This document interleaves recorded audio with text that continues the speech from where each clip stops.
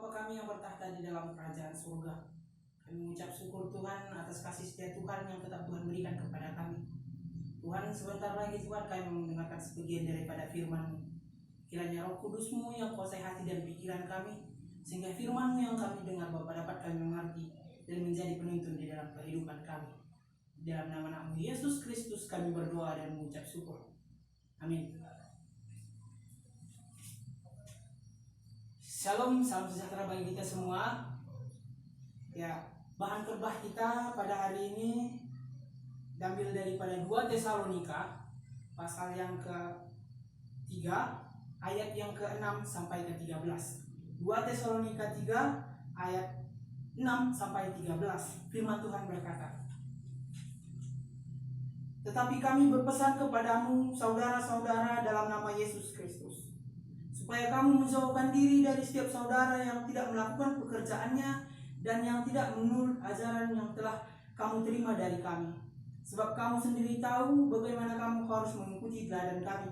Karena kami tidak lalai bekerja di antara kamu, dan tidak makan roti orang dengan percuma, tetapi kami berusaha dan berjerih payah siang dan malam, supaya jangan menjadi beban bagi siapapun di antara kamu."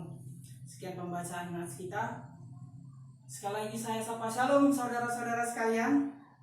Puji dan syukur kita panjatkan kepada Tuhan Yesus Kristus yang baik, karena kasih karunia-Nya, karena cintanya kepada kita masih dapat berkumpul di sini untuk memuji dan memuliakan nama Tuhan di dalam acara ibadah syukuran kelulusan saudara kita Andi sendiri.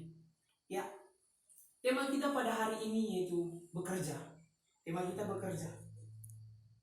Mengenai berbicara karena bekerja tersebut, tentu kita semua tahu apa itu bekerja dan macam-macam pekerjaan yang ada di sekeliling kita seperti itu. Jadi di dalam bekerja biasanya pada umumnya orang bekerja karena ada tujuan, ada maksud yang ingin disampaikan, ya ada sesuatu yang ingin dicapai seperti itu, sehingga orang-orang bekerja di dalam kehidupannya. Seperti contohnya untuk memenuhi kebutuhan hidupnya, mereka bekerja dan mendapatkan upah tersebut mereka berikan kepada bahan-bahan makanan, pakaian, dan untuk membeli keperluan-keperluan hidup lainnya. Kemudian kepada saudara kita, saudara Andi, yang hari ini mengadakan ibadah syukuran atas kelulusannya, atas mendapatkan gelar kesarjanaannya. Kita tahu saudara Andi tentu ketika dia kuliah, mengapa dia kuliah, tentu ada tujuan yang ingin dia dapatkan seperti itu. Dia kuliah, dia ingin mempersiapkan dirinya, memperoleh sebanyak-banyaknya ilmu untuk menjadi bekalnya di dalam dunia pekerjaan, ataupun nanti dia akan membuka lapangan pekerjaan sendiri seperti itu. Mengenai bicara soal bekerja tersebut, dalam kisah para rasul, bukan kisah para rasul, di dalam nas kita tadi 2 Tesalonika ayat 3, 2 Tesalonika 3 tadi mengatakan bahwa Rasul Paulus pernah berkata-kata mengingatkan, menegur kepada saudara-saudara yang ada di Tesalonika, jemaat-jemaat Kristen yang ada di Tesalonika. Dia menegur supaya mereka bekerja dalam hidupnya dan tertib di dalam kehidupannya, dan menjauhkan diri daripada orang-orang yang tidak bekerja. Tentu Rasul Paulus mengetahui ada sesuatu, ada orang-orang yang tidak tertib hidupnya, yang hidup di tengah-tengah jemaat Tesalonika. Itu mengapa Rasul Paulus mengingatkan kepada jemaat-jemaat yang di Tesalonika agar mereka menjauhkan diri daripada orang-orang yang tidak tertib kehidupannya tersebut. Kemudian ada 3 poin penting di dalam nats kita ini tadi, di dalam 2 Tesalonika 3 ayat 6 sampai 13 ini ada 3 poin penting yang akan kita lihat di sini. Yang pertama itu Rasul Paulus menasihati jemaat Tesalonika supaya bekerja dan mengikuti teladannya. Sebagai rasul yang diutus Yesus Kristus Tuhan kita, tentu dia akan mengajarkan sesuatu yang dia laksanakan juga. Dia mengajarkan kepada orang-orang di Tesalonika agar mereka bekerja dan tertib dalam kehidupannya dan mengikuti teladannya.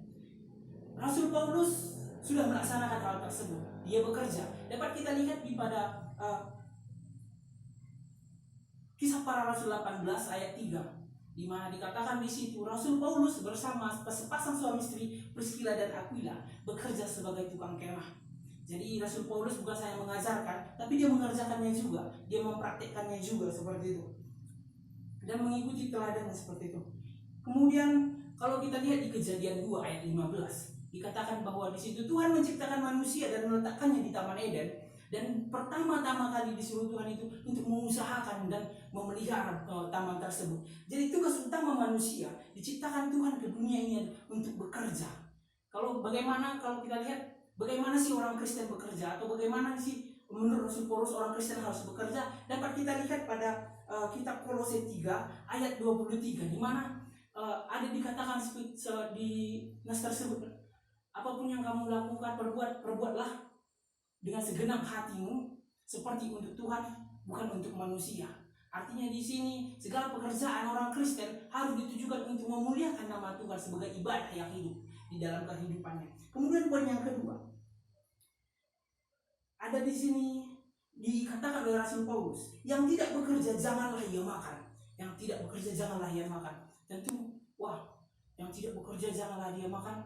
Ini sangat bagaimana ini? Maksud Rasul Paulus di sini supaya yang tidak bekerja haruslah bekerja supaya jangan menjadi beban bagi orang lain.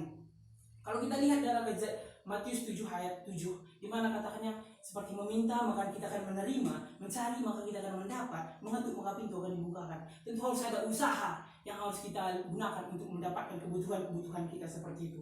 Poin yang ketiga itu ada perintah supaya menjauhkan diri daripada orang-orang yang tidak melakukan pekerjaannya. Tentu Rasul Paulus berpikiran supaya jemaat-jemaat, supaya kita menjauhkan diri daripada orang-orang yang tidak tertib kehidupannya, supaya kita jangan tertular daripada penyakit-penyakit kemalasan yang mereka lakukan. Seperti salah satu contohnya, ibaratkan sebuah batu yang kokoh, yang kuat. Apabila ditetesi terus dengan air di posisi yang sama, maka batu yang keras tersebut akan hancur juga. Begitu juga dengan kita. Kita punya prinsip, namun jikalau kita terus bersama-sama orang yang tidak bekerja, maka prinsip kita akan hancur seperti batu yang ditetesi terus oleh air tersebut seperti itu.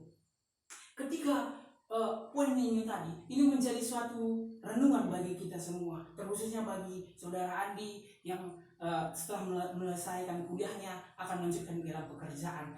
Ini aja firman Tuhan pada hari ini. Tuhan Yesus memberkati. Amin.